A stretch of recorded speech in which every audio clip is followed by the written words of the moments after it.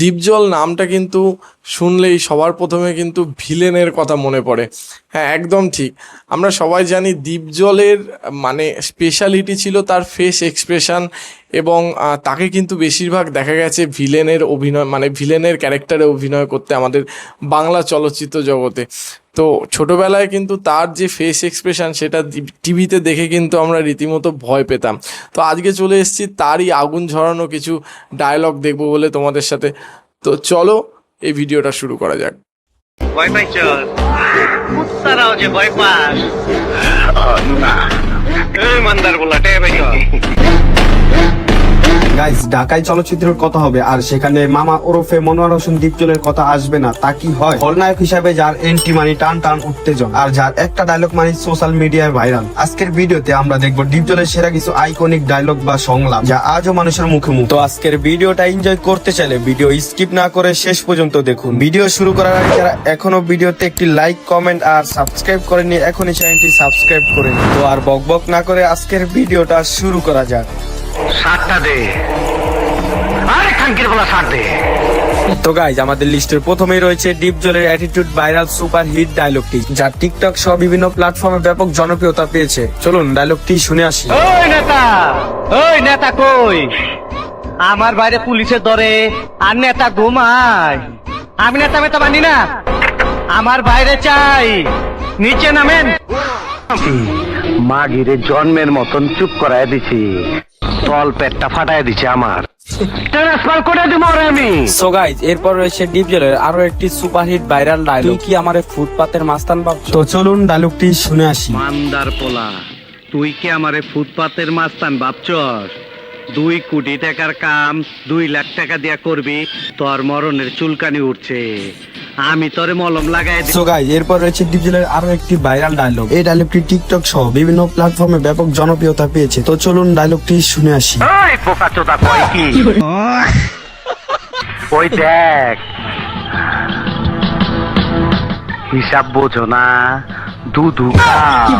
ছোটবেলা ছিলাম রাজাকা, তখন আইনা মাটির তলে আন্দায় রাখছি। এখন সামনে বিপদ, তাই যন্ত্রটারে গিরিজ মাইরা চকচকা করছি। তোর এমরাটা দিমু, তোর গোষ্ঠী সুদা পার কইরা দিমু। তোর আর আমার কোলাকুলি হইব পাট খেতে যাবি। এরপর রয়েছে গাইজ দীপজলের আরো একটি ফানি ভাইরাল ডায়লগ। তো চলুন ডায়লগটি শুনে আসি। ইস, আবার ইংরেজি মারাও। আইতাছে তোর বাপে, বাইরে তোর কপালে একটা আমি উষ্টা মারুম। এটা মানে এই ডায়লগটা প্রচুর এরপর viral। রয়েছে দীপজলের আরো একটি সুপার হিট ও লে টাকা নাই এই ডায়লগটি। চলুন ডায়লগটি শুনে আসি। এই ডায়লগটি টিকটকে ব্যাপক পরিমাণে জনপ্রিয়তা পেয়েছে। বাবু ভাই, আমার কাছে আর টাকা নাই। ও লে টাকা নাই? ভাই আমারে মাফ করে দেন। ও লে মাপ কইরা দে না। এটাও প্রচুর ভাইরাল। পাট খেতে যাবি আমার লগে? ওই চান্দু হিজা কইরা এত মধুর সুরে ডাকতাছস কেন? যাবি আমার লগে পাট খেতে? তবে দেহি আমার লেগে খুব মায়া। এত মায়া ভাল না, গুলি কর হারামজাদা। এটা আমার হুকুম, কর গুলি।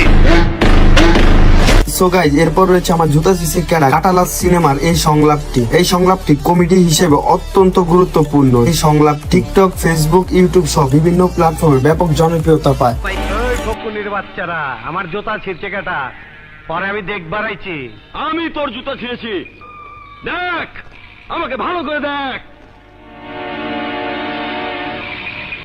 নাম আমার বাদশাহ। আমার হোগা মারা শেষ। আপনার মতন ফকুনির পোলার নাম বাদশা বলেই তো দেশের আজ এই অবস্থা। 8 বছর বয়সে আমি গাঁজা বিক্রি করেছি। 10 বছর বয়সে চোর তাদের সাথে মিশা যায়, চুরি শুরু করি। 12 বছর বয়সে ফরেন ব্র্যান্ডি খাওয়া শুরু করি।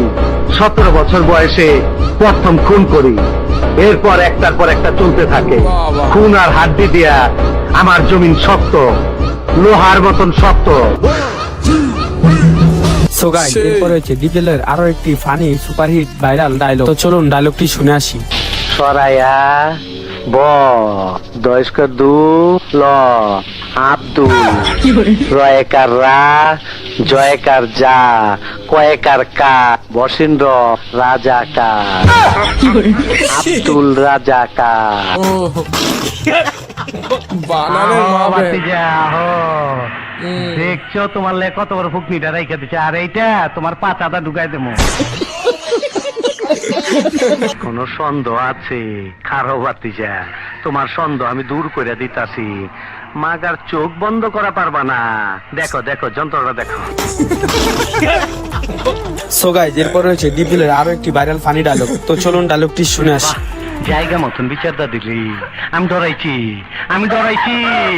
ওই আমার পাট কাছের ভিতরে ইন্দুরের গাড়াই লয়ে যা আমি ডরাইছি ওই বুবি ওই আমার পাট কাছের লয়ে যা এই ইন্দুরের গাড়াটা দেখা দে আমার আমি ডরাইছি। তো গাইজ আজকের ভিডিও ছিল এ পর্যন্ত। ভিডিওটি ভালো লাগলে লাইক দিন, বন্ধুদের সাথে শেয়ার করুন, আর বাংলা চলচ্চিত্রের আরো দুর্দান্ত ভিডিও পেতে চ্যানেলটি সাবস্ক্রাইব করে পাশে থাকুন। আবার দেখা হবে নতুন কোনো ভিডিওতে, ততক্ষণ সবাই ভালো থাকুন, সুস্থ থাকুন, আল্লাহ হাফেজ। সেরা ছিল সেরা। তো দীপজলের ডায়লগ গুলো শুনলাম, অসাধারণ। মানে এত মিম তৈরি হয়েছে এই দীপজলের ডায়লগ নিয়ে, এই ফেস এক্সপ্রেশন নিয়ে। মানে আজকের ডেটে যদি মিমের কথা বলা হয়, মানে সোশ্যাল মিডিয়া মিমের কথা বলা হয়, তো দীপজলের এই মনে হয় ডায়লগগুলো ছাড়া বা এই ফেস এক্সপ্রেশন ছাড়া মিম জগৎ তো অসম্পূর্ণ, এটা বলাই যেতে পারে।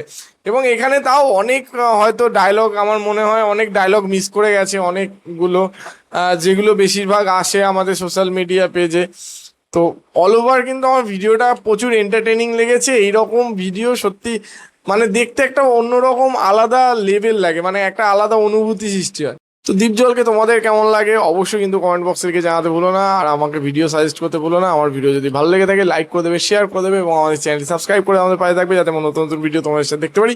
তো দেখা হচ্ছে নেক্সট ভিডিওতে। Thank you.